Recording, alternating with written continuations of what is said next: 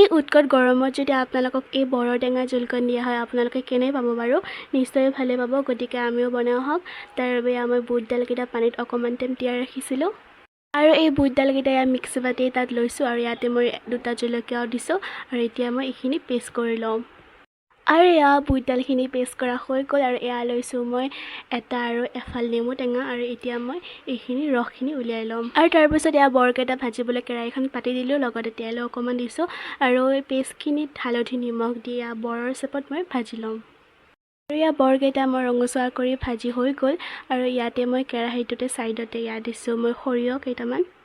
আৰু লগতে দিছোঁ মই ইয়াত 2টা জলকীয়া আৰু ইয়াত নেমু ৰসখিনিৰ লগতে অলপমান পানী মিক্স কৰি ইয়াত মই দি দিছোঁ আৰু এয়া সোৱাদ অনুসৰি নিমখ আৰু হালধি দি এতিয়া মই উতলিবলৈ ৰাখি দিম